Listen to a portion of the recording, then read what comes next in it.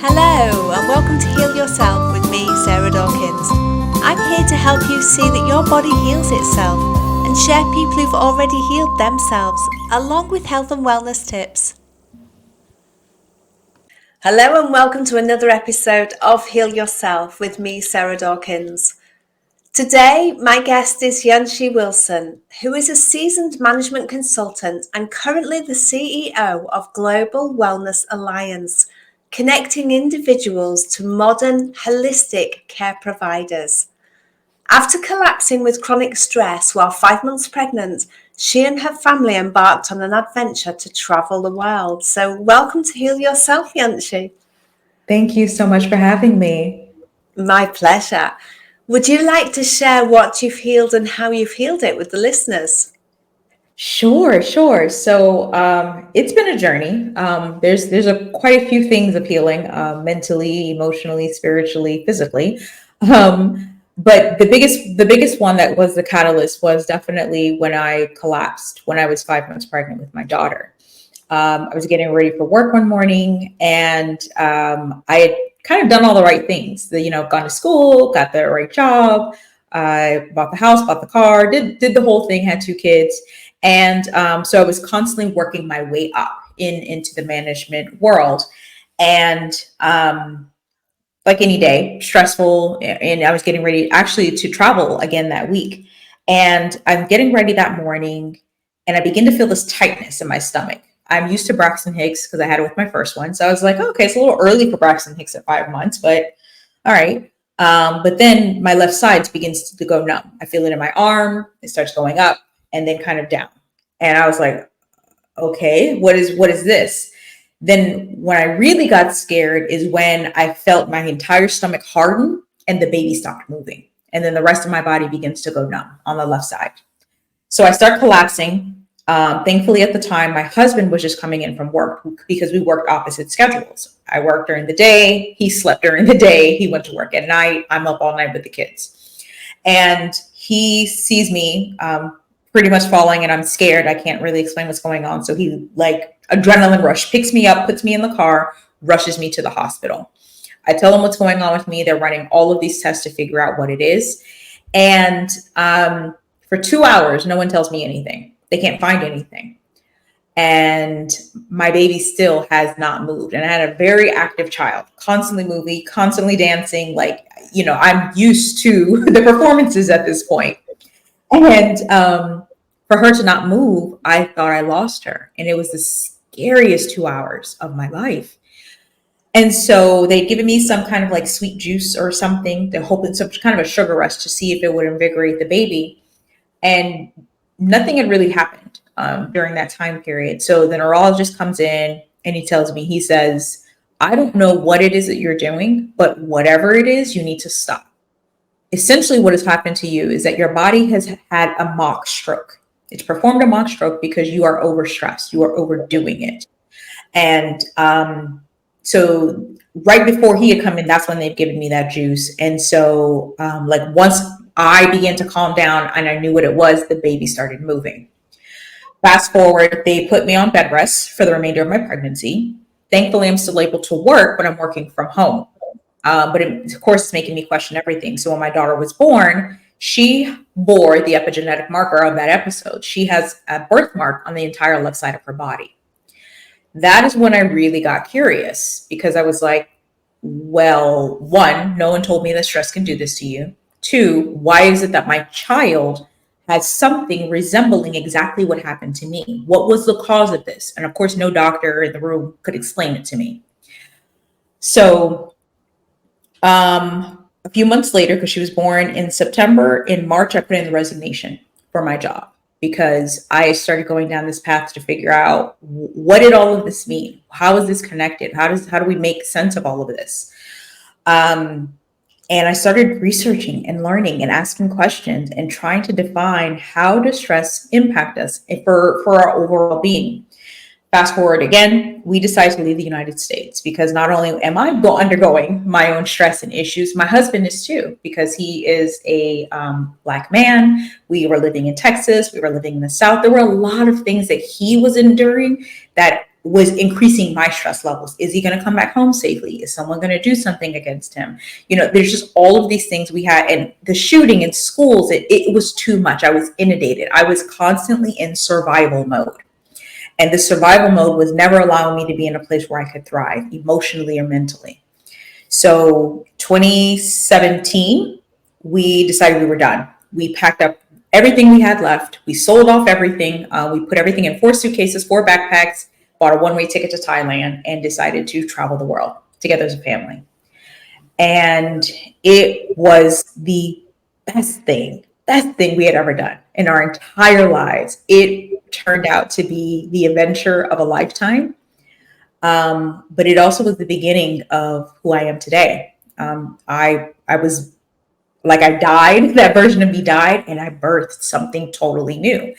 And in Thailand, that's where the healing really began, because I started working with a shaman there.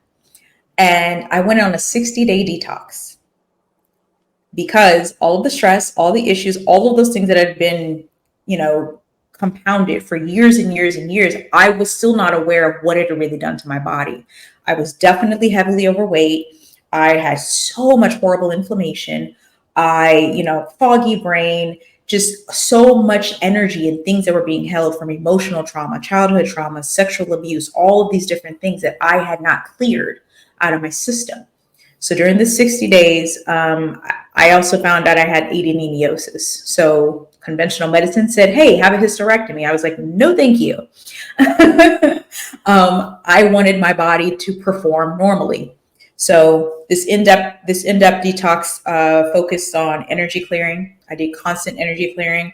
I ate no meat. It was pure whole foods during the entire time. Lots of clean water, tons of sunlight, tons of moving around. And I dropped not only a lot of pounds, but everything started to begin healing. No inflammation. I could think more clearly.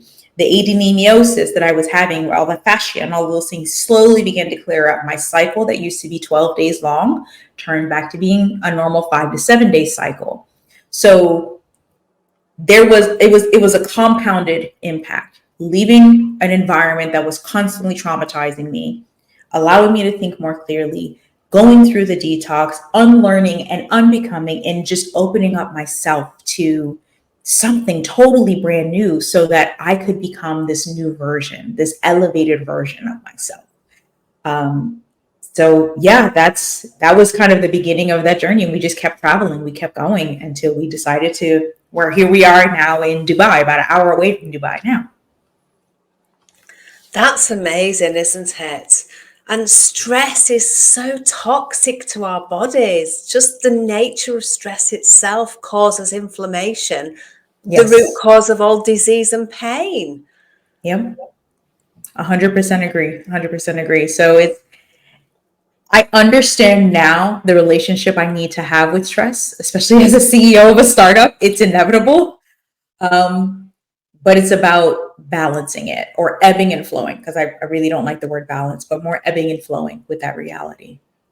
Yes, yeah, because we can't control anything external to ourselves, can we? We can only control ourselves. And when we look at that in itself helps us to acknowledge where our stresses are, because we're trying to control external things. Absolutely. So being able to be in that flow in a more relaxed state as well. 100%. Yeah. 100%. Yeah. And what made you choose Thailand? Funny enough, we had been following, well, I had been following, and I've told my husband about it, a family called the Bucket List family. Because at the time when I was exploring this idea of travel, my kids were 4 and 7 years old. So the notion of traveling with your kids, of course, it was like, that's irresponsible. You're uprooting your kids. Like, they're not going to be stable. And I was like, well, the other side of this is chaos and trauma. So maybe I just go do something unstable for a while and see how that turns out. And so I followed them, and I told my husband about it, and they'd been traveling with their kids forever, like this, since their baby was an infant. And they were swimming in the waters of Tonga and all of these amazing things. And we saw that they had visited Thailand, and there was just a calling. It's just something that was like, just do it, just go. It was very inexpensive when we looked at it and we researched all the places, and we needed some place to go where our income could stretch. And, because I was working as a consultant online. And so we bought a one-way ticket to Hua Hin, very unknown to many people. It's in the south of Thailand, not quite as south as Phuket or some of the other islands. But it was a sleepy retirement town. It was quiet. It was beautiful. We met some amazing expats there. And it was just like, where has this been our whole life? Where has this peace been? And then we kind of kept going. We went to Bali for 2 weeks, and that was just eye-opening. And then we decided on Chiang Mai to be our hub. So as we kind of continued to travel, we would visit Vietnam and Malaysia and other places.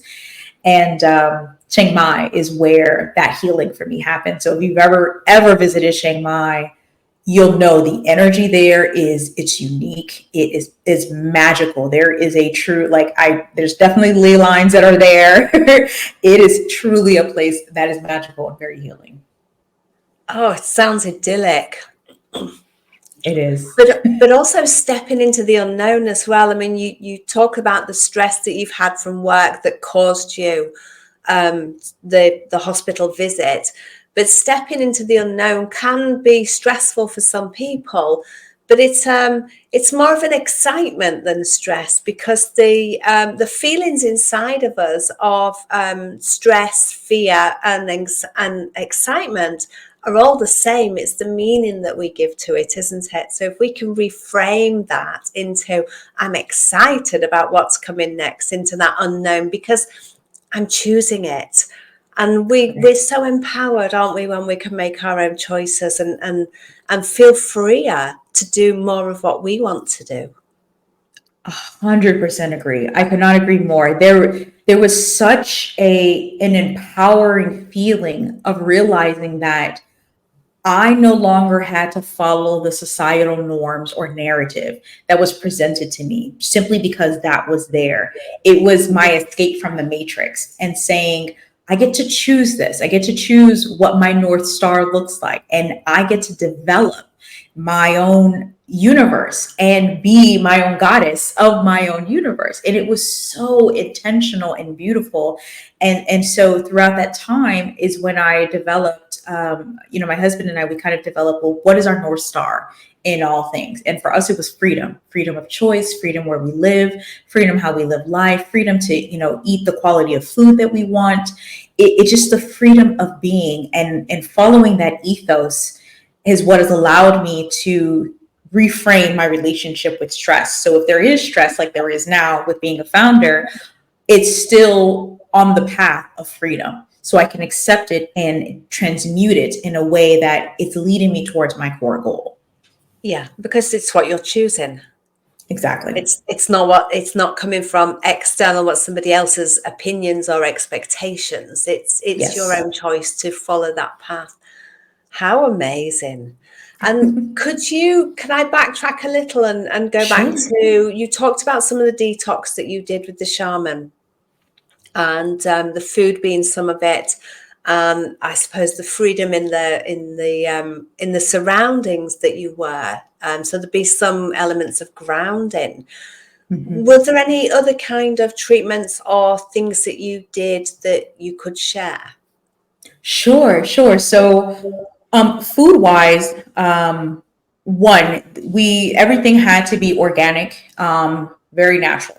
And thankfully in Thailand, that's there in abundance. You don't have to worry so much about the food. In the United States, there's so much that is organic, but it still has pesticides, or, my sister was telling me recently how hard it is to find seeded watermelon. I try never to consume any fruit or vegetable that isn't actually, seeded. Just because I learned my own lessons with that. So everything had to come from a natural source. The water that I consumed while detoxing was distilled, and it was intentional to help cleanse the entire system and make sure that I had the optimal water coming into my system. And we focus on receiving the water that I maintained from fruits. So watermelon, cantaloupe, coconut water, those were a huge part of my protocol. There were other supplements, of course, that I took to help cleanse and just, and it was definitely designed for me. A lot of the mushrooms, lion's mane, chaga, things to help clear the memory space and things of that nature, helping to reduce the inflammation.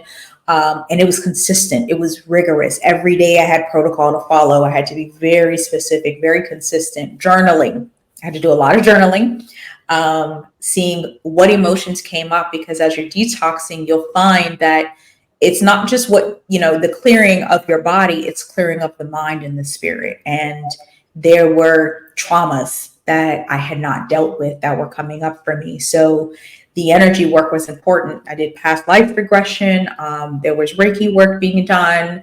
So it was intense. It was quite rigorous, but it helped me to get in touch with my own energetic body. So now when something is kind of amiss, I can feel it. I can feel the shift. I can feel when I've eaten something that doesn't quite sit well with me very immediately, and it allowed me to be more in control of my just energetic self. So even people I encounter, I can feel if, okay, does this person come in with good intent or a bad intent?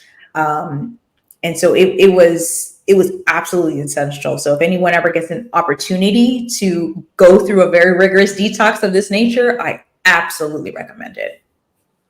How fabulous. And the fact that actually it brought you home to yourself is Correct. so powerful, because many of us have disconnected from ourselves. So if we can Yes. come back into ourselves in whatever way we find that brings us back home, that feels comfortable for us, it's so worthwhile doing. 100%. Yeah. Thank you, Yunche. And could you share, you've shared a lot with us, but could you share one tip that somebody going through an incredibly stressful lifetime could do on their own journey to wellness? Sure. Number one, embody the notion that you cannot heal in the same environment that caused you trauma. This has been my motto. It is something I tell everyone, because you have to get comfortable with this idea before you do something about it. The hardest thing for many people I've seen who want to be better or do something better is being okay getting out of their environment. And epigenetically, we know how much our environment impacts us. That's family, that's your physical location, that's your day-to-day social life, that's all of these things. If you are in a traumatic situation now, know that your environment is exasperating that. So get comfortable with making that shift. Once you're comfortable in that mindset, begin to understand and seek out options that are going to help you. Get educated. I am an avid researcher. I've been avidly researching this area for the last decade. I've spoken with so many people, and I've made it my personal mission to figure out how to heal myself at every single stage. Become your own health advocate. The education portion of this is your responsibility, and if you are not making it that, then you won't ever properly heal. You're going to put that burden onto someone else, and if you unfortunately end up in a situation where you're duped or someone has bad intentions, you've given away your power. So take your power back by getting educated, and then apply, because knowledge without action means nothing. So I believe in actionable knowledge. Apply what you learn consistently. Be consistent with that, because healing is not a destination. It is a journey. There's always something new to uncover. I love that. Thank you. And there so is. We are all on our own journey, and the healing never ends. We're all out there learning and growing and evolving. So thank you. And where can people find you? So you can find me, the platform I'm most active on is on LinkedIn. So Yunche Wilson, that's Yunche Wilson on LinkedIn. Otherwise, it's great to follow our company, our startup, Global Wellness Alliance, and that's the same across all platforms: YouTube, Facebook, Instagram. Not quite on TikTok. I'm trying to get over there, but on LinkedIn as well. Wonderful. Thank you for sharing all your wealth of knowledge with all my listeners. Thank you so much for having me, Sarah. I appreciate it. Thank you for listening. Please share this podcast with anyone who you think will benefit. And can you leave me a review wherever you've listened to it to help me reach more people? Thank you.